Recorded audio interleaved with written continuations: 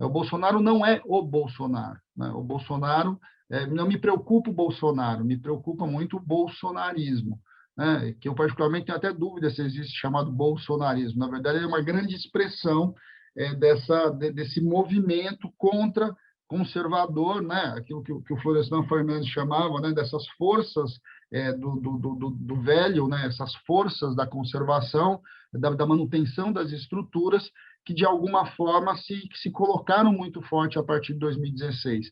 Vamos lembrar o que era o Ministério do Temer, né? Aquela foto da saída do Ministério da Dilma e da entrada do Ministério do Temer. Não está no Bolsonaro só. O Bolsonaro é a figura mais, né, vamos dizer assim, é o extremo dessa visão, mas isso já estava ali no golpe de 16. De alguma forma, essa contra-revolução vem e coloca para nós todos os dilemas que são muito maiores. Então, no meio dessa pandemia, no meio do preço que uma pandemia causa em qualquer país do mundo, inclusive essa questão tecnológica, a gente vai enfrentar ainda essa contra-revolução e com uma característica muito interessante, né? Interessante, ou meio, não é nem interessante do ponto de vista de análise, mas muito trágica para nós, que é, inclusive, uma onda neoliberal, ultraliberal, que nos remete às discussões dos anos 70 no Chile, né? Por exemplo, né? Que é essa figura do Guedes, que é, inclusive, um ultraliberalismo que não casa com o momento histórico. Se a gente olhar o que o Biden está fazendo nos Estados Unidos, e mesmo o Trump antes, do ponto de vista de você olhar como você trabalha as proteções dos mercados internacionais, que o mundo está fazendo, o Brasil vai em sentido contrário. Ele vai no sentido de desmontar o Estado, vender as suas estruturas de Estado e colocar tudo, absolutamente tudo, à disposição da iniciativa privada.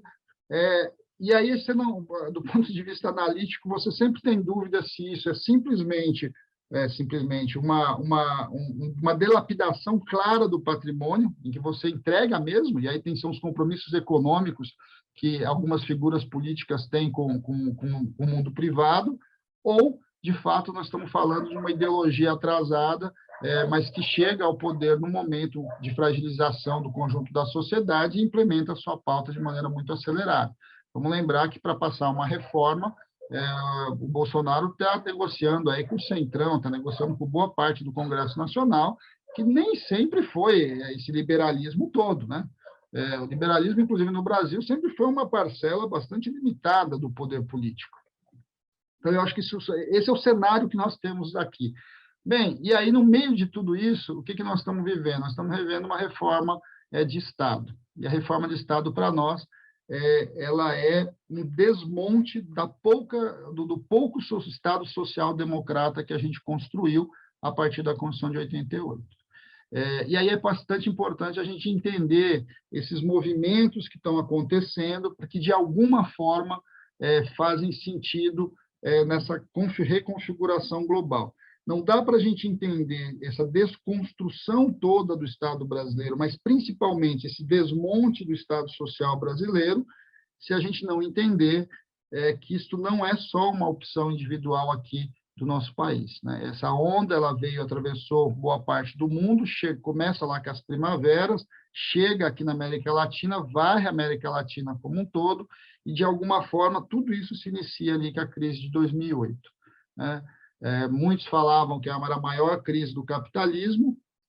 O Márcio Postman falava, né, o Márcio fala que é a maior crise desde o final do século XIX e que, de alguma forma, ela se consuma, né, agora com a própria pandemia.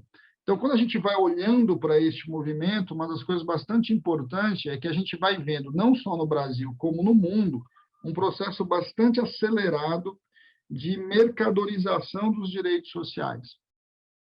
Ou seja, os direitos sociais que foram constituídos enquanto direito a partir de 1948 no mundo, eles ingressam na máquina do sistema capitalista agora, então, como mercado, né, como mercadoria para ser vendida nas prateleiras.